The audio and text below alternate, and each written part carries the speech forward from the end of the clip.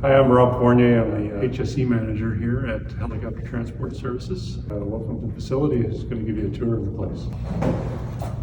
So we have generally here the administration wing of the building, operations, the west wing of the building upstairs where the chief pilot and safety manager resides. So we built this facility about 6 years ago. The time it was built, it was the largest concrete infrastructure project in the state of Oregon. And so much concrete went into it. It took about 2 years to complete from start to finish. It's a 220,000 square foot facility. I'm very proud of it. Here. As we walk through here, you'll see all these pictures on the walls. They're all of projects that we've done over the course of the last few years. Building power lines or firefighting.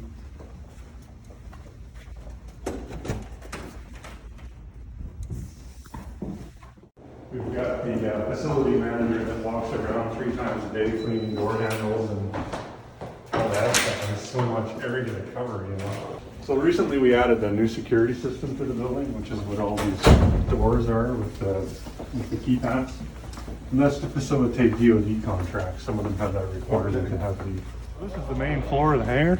There's on that side where you have the overhead traveling gantry that's got a 5-ton capacity. Everything about this hangar typically is larger than a regular hangar because of the size of the aircraft.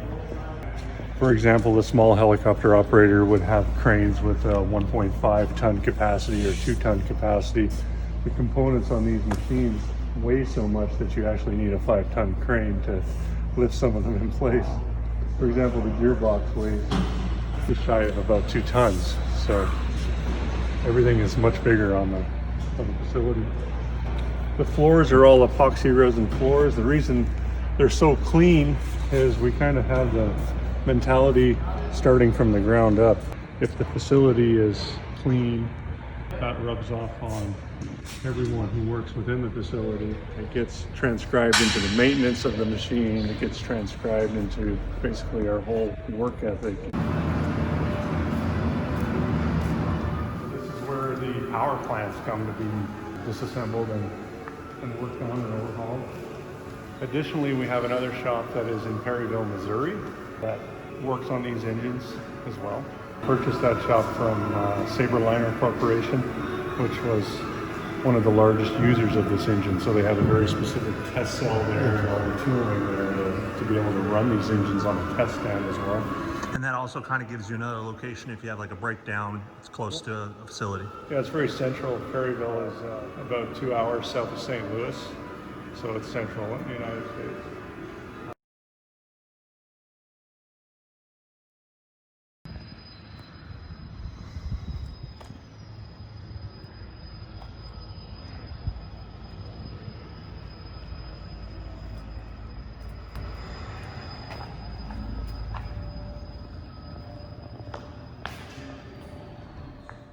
I'm Josh Lewis, Lynx FBO Network General Manager.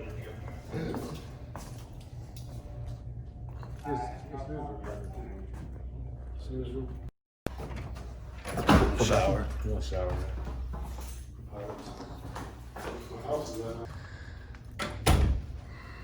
Are you guys starting to pick up a little more? Yeah, I'm just working on the schedule just now, trying to bring people back. So we're working on phasing it in. Good. Kind of like we're doing with our restaurants.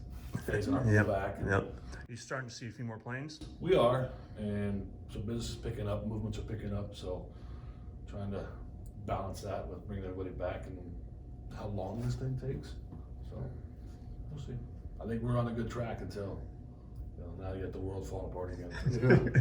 2020, right? Yeah, but.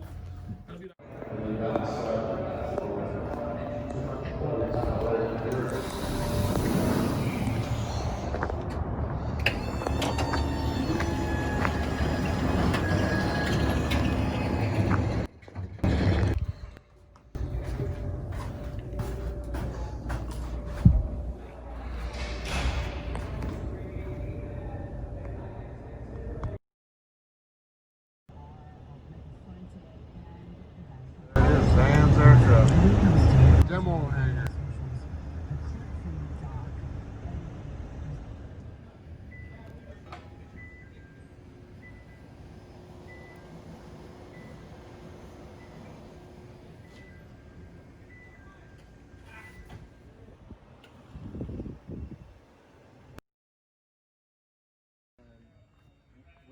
some familiarity with. So have you been to the aviation club? Yeah, years ago. You're Bruce. We fly. I was in the air show actually with Meg. I flew over here. Okay. And we did a 36-inch head formation with this buzzy crowd. Really? Ton of fun. Really? Yeah. Went all summer long. He did big magic. Got a bright red Meg with same big incision signals. Playing up on the hill. Oh, cool. So some exposure to. This DC-3 was completed in 1947. It was initially completed or built as a C-47, then converted into a DC-3 a few years after that. Its first owner was Philip Wrigley, like Wrigley chewing gum, Philip Wrigley. He flew it basically as his corporate airplane until the 70s. When he passed away, it was donated to the Pensacola Naval Museum, who then sold it, went across a couple different hands, or went through a couple different hands, and then Philip Wrigley's granddaughter purchased it back about 2015, and that's when we got involved with it. So we're doing that restoration for her. It's flown a couple times since then. Full restoration? Yeah, full restoration. Just over a year ago, it flew down to Catalina Island to open the new runway there. Oh, cool. Right? So it was the first airplane to land there on the new runway, and probably the first airplane to land on the runway initially, right? That airport was sort of built for this airplane. So kind of an interesting bit of Catalina history. Flyer, right? Yeah. Like, name some of them like that, right? There was a Catalina flying boat, but this, not the DC-3, no. Okay. No. So this probably has countless Los Angeles to Catalina. To Catalina Island in Los Angeles to Chicago. This, as far as we know, is the lowest time DC-3, still airworthy. How much time? So about 3,400 hours. Wow. So almost brand new. Yeah. They routinely get into almost six figures. Right? Yeah, exactly. So this has life. Yeah, this has a lot of jokes left in it. Oh, cool. We're working on an air conditioning SDC for this airplane and building the full interior, right? So in January, and wiring comes along with that and all that stuff. So starting in January of 2021, we'll kind of start the final completion phase of the airplane, finishing off the avionics and everything else like that. And then it'll go down and be based in California sometime in about a year and a half from now. Back to Catalina. Yep, exactly. Yeah, it actually says Catalina under the wing. Big letters.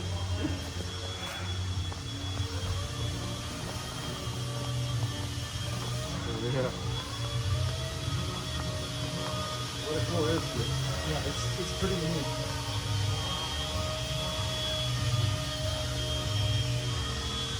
What's the story on the Civil Air? Yeah, so this DC-3 was originally completed as an R4D. Then after the war, flew for this group, Civil Air Transport, which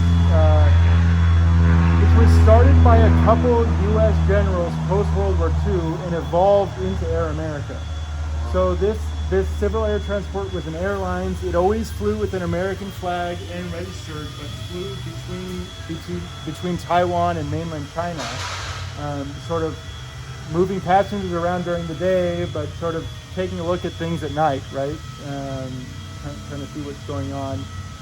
There's a rumor and a couple things in the logs of this airplane that indicate it may be true that this is the airplane that moved Chiang Kai-shek from mainland China to Taiwan during the Communist Revolution. It's not, there's nowhere that says specifically, it was this airplane who was on board, but there's a couple things in the logs that indicate that this was the airplane. Wow. Yeah.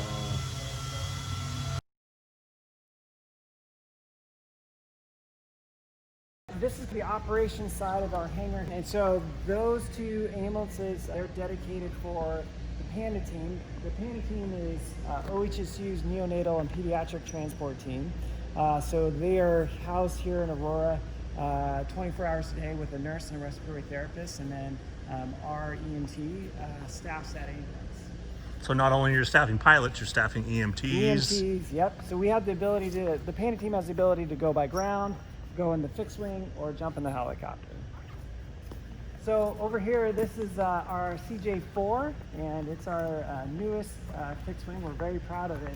It's a very nice aircraft for, if we're gonna go up to Alaska, if we're gonna fly a patient, 2 days ago we flew a patient down to California. If we're gonna go, you know, anywhere on the East Coast, obviously it just gives us a little bit more range. So like you wouldn't go pick up a passenger in like deep Eastern Oregon with this? That'd be more of a helicopter No, or? Well, it depends. You know, it depends on what the weather's doing, the weight of the patient. There's a lot of variables to that. But no, this thing, we transport patients throughout Oregon with this CJ as well. So, so this is our CJ4. Definitely get a good shot of the interior. Yeah, feel free. It's Boy, it's beautiful. You get 400 or 500 hours on it now? yeah, something like that. I don't know the exact. My phone should be able to handle it. So the patient goes here, and then we throw on all of our medical bags here. We got plenty of oxygen for longer range transports, and we have the ability to take on additional crew members.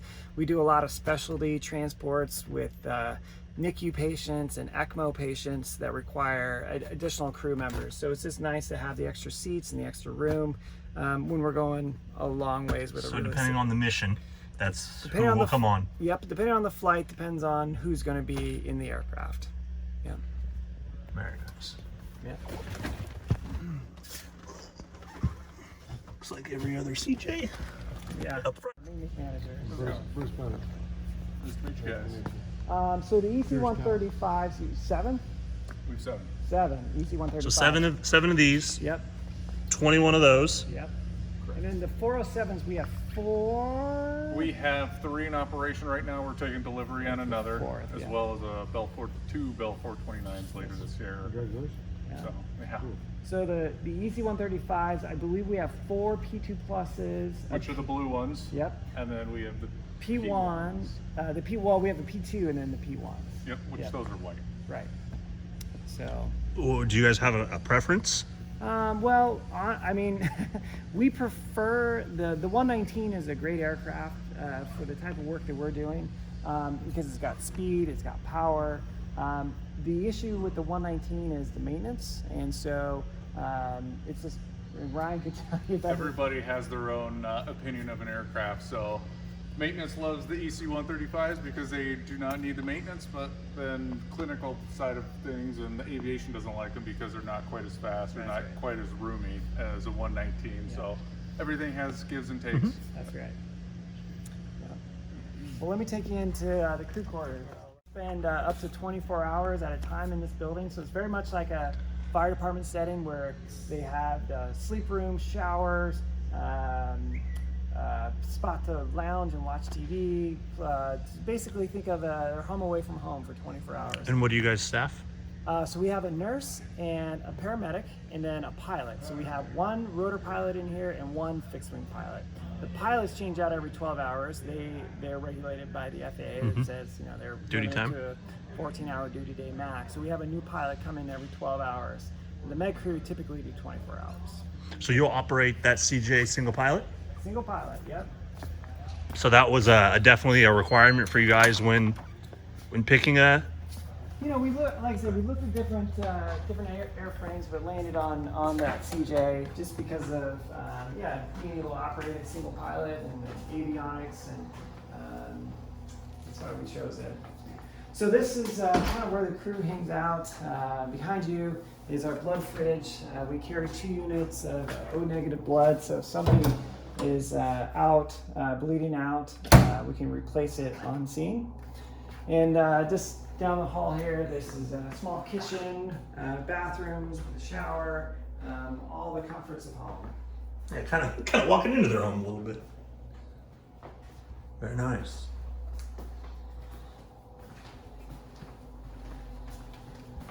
Looks like they're on a flight,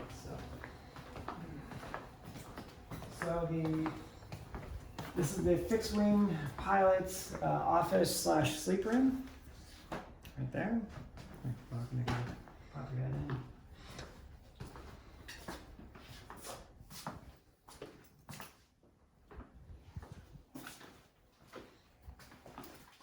lounge when the crew's not on flights and they're done with all their paperwork and their online education. They can hang out, watch TV. So when they're done with their homework. Exactly. That's exactly right. So then this is the rotor sleep room / office, and then we have a room for the nurse, a room for the paramedic, and then when they get the call, they open the door, come down the stairs.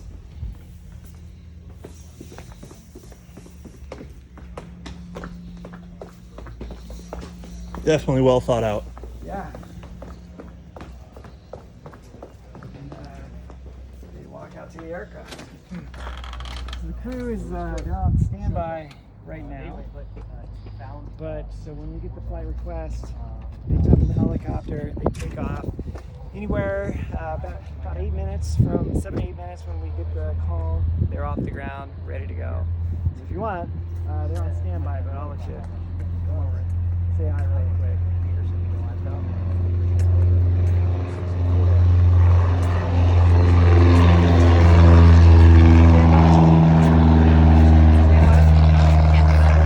So this is our on-duty crew. So today we have a trainee. So we have 3 people. So typically it's a nurse and a paramedic, but we do have a nurse that's doing some training today. And then Warren's our pilot. So, okay. Any questions? They're doing a video for the airport, about the airport, right? Yeah. I started flying out here in 1975. Oh, wow. And that was 3 years in helicopters in the United States Army. I worked at flight craft as a mechanic while training here. I've flown exclusively out of here since '75. Oh, wow. I'm the one that never went anywhere. So, do you guys want to show them like what equipment? Do you want to see the equipment we have in here? Yeah, if you guys just want to talk about some of it, that'd be great. Oh, sure. Well, right here's our airway bag, so we can do any kind of advanced airway we need, or chest tubes, our monitor, which is also defibrillator. We have a bag of medications and other emergency equipment. We have a second bag of advanced medications that we carry, and then we have down here a ventilator. And we also carry 2 units of blood with us. So your passenger will sit here. You'll have your Passenger will be on the stretcher. laying, yes. I guess, Yeah. not sitting. Generally but not sitting. Yeah, laying there, and then Yeah. you'll have your 2 here, and 2 then crew in the back and then the pilot in the front. and you'll fly with 1 pilot. Yes. Correct. Yep. We have liquid oxygen in this aircraft, and we also carry oxygen tank. Very nice. Thank you guys. Our CJ pilots. Hey guys. Hi guys. And they're with the airport. They're just kind of doing a video about all the different operations here at the airport. So, Awesome, cool. do you have any? Well, let's go over to the CJ. Yeah, You we guys can go take a stand- look. Absolutely. Stand in So, front of it. I'm Brody Bain. I'm the lead jet pilot for Light Flight here out of Aurora. We fly the CJ4. Great airplane for the mission. Our a little bit challenged with the door, but we've actually managed to make it work really well with the loading system that we've got on. We take a normal complement of crew as a nurse and a medic, but occasionally we'll take extra folks with us and stuff. We can pretty comfortably seat 6 folks in there, and then we fly single pilot, but right now we're shadowing. We've got initial operating experience for Kim Miller here, but yeah, good airplane. Pretty good short field performance out of it. We don't really have any issues getting out of places. So you guys get off at Alpha 2 every time. Yeah, it works pretty good, even without TRs, you know. Yeah. So the CJs have really nice brake systems on there. So yeah, fun airplane fly. We can cover a lot of distance pretty quick in it. So what would be your typical mission?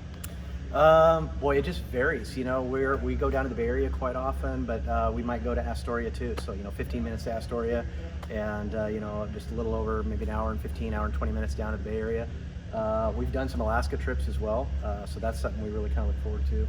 Going up to Anchorage and Fairbanks, a little bit of Southeast, stuff like that. How do you feel about life flight and doing single pilot with the heavy workload that is involved in flying a jet single pilot? So good question, and this airplane in particular was really designed for an owner-operator in mind, so it's really designed for kind of single pilot anyway. So when you put a professional up in there, the layout in it is fantastic. I love it, and personally I enjoy single pilot flying. And so the fact that we can jump in and go, it's designed for one person to be up there to fly the aircraft, and so that's kind of the mission that we have. We do it with our Pilatus, we do it with this, we do it with our helicopters, and we enjoy it. And would be your second reason really not for taking 2 pilots would be weight? Could be weight, yeah, it could be weight, could be fitting folks in. The CG's a little bit forward in this, and as we put folks in the back, things like that. So, sometimes we have to move stuff around, but with our typical mission, not very often. You know, we can jump in and move pretty quick. Nice. Perfect. Yeah, that's great. Relatively new tenant at Aurora, Erickson Air Crane. And how many heavy lift does that put on the field? 3. Clubhouse, update on the beautiful landscaping. We'll make sure everything's in good shape. Come on in. Actually, let me, I'll give a wrap up at the end. Bar, meeting area, beautiful view of the runway, best on the airport, dining area, a big commercial grade kitchen. Please come on out to the porch.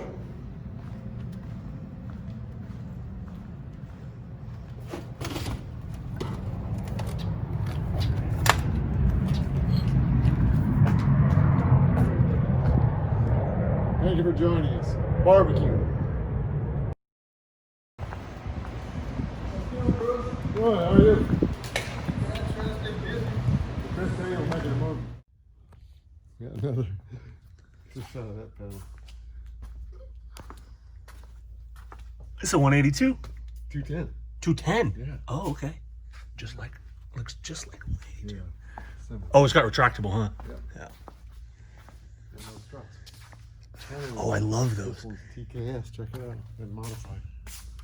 Oh my gosh. Hard working airplane. Oh, they must fly the crap out of this. Yeah, this thing. The Royal Thai Navy. Cool. William Wolbe, we call these 337 Skymasters.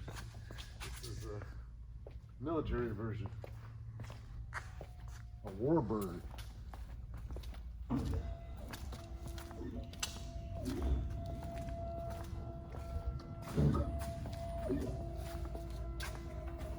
Wow. Nice panel. Jeez, two extremes. Antique airplane, space age panel. So here's a vintage.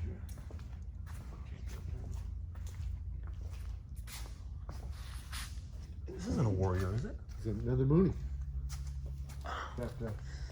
I don't know my Moonies well.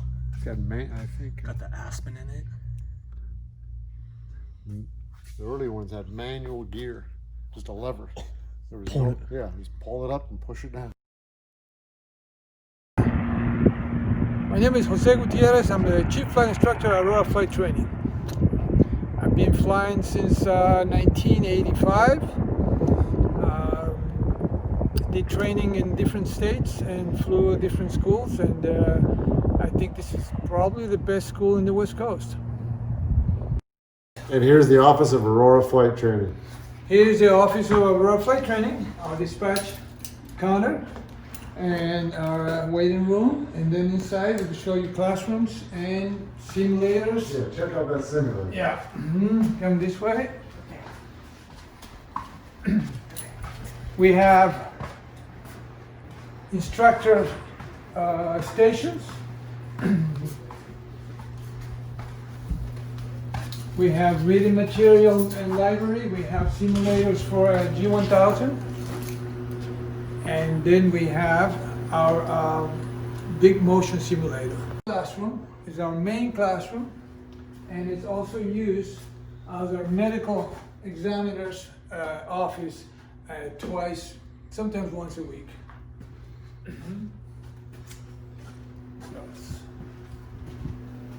Let's just see what the simulator can do. I think it would be good to show the motion. Okay. So this one takes a little bit of a prep time, so we have to actually we have to actually set it up. So maybe we can just do that.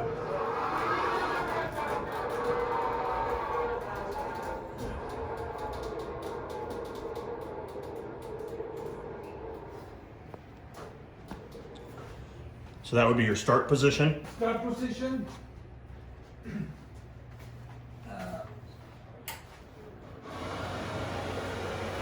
Power on. And this runs Flight Simulator X, correct? I think it's Flight Sim 10. This is an FMX full motion simulator.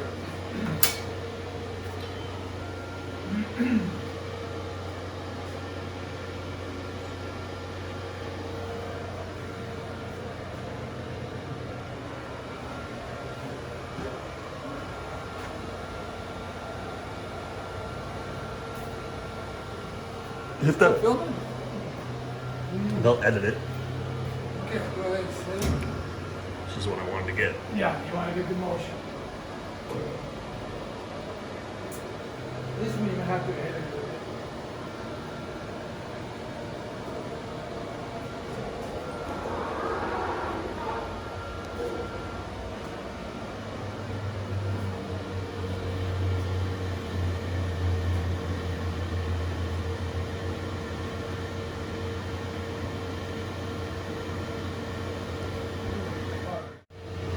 What we're doing today is initiating a flight simulator session with scenarios. Yeah, so we're gonna go show the airplanes to prospective students. Nice day. We picked up the best day.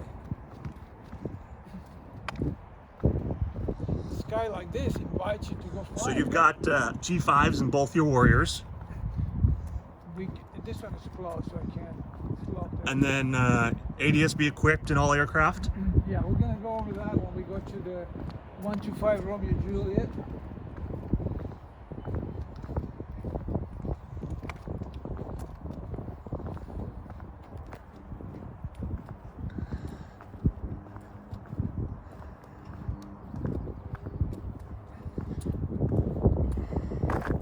And how long has this plane been in the fleet?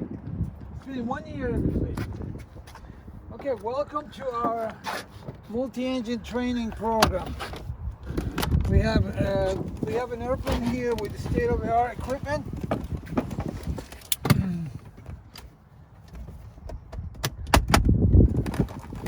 This airplane, it has the state-of-the-art Garmin 530 with WAS. It has an Aspen instrument for our HSI and altitude indicator, backup altitude indicator. And it also has a transponder with ADS-B in and out capabilities. We get traffic information and weather from ADS-B technology. And that will also link to your iPad, correct? It could be linked to your iPad so you can load your flight plans as well. So, very nice airplane to do training. And how long does it typically take to transition? The average transition training for a commercial add-on is about 10 hours of dual training. And it can all be done here? Yes, and we've done several. Willamette Aviation Flight School and FBO on the north end. Got a self-service fuel out right up there, avgas, 24 hours a day. Their main office operations right here. And maintenance facility over there. See, we're right next door to Columbia Helicopter. And to your left, keep coming around, that's where the Civil Air Patrol, it's their Oregon headquarters. Every month they meet there. There's a helicopter, Sunset Helicopters in the first big hangar. The second one is their large ground schools. There's their one of their mini aircraft for rent and training, a Piper Apache for multi-training. Dave should be by in a minute to give us the insider's tour.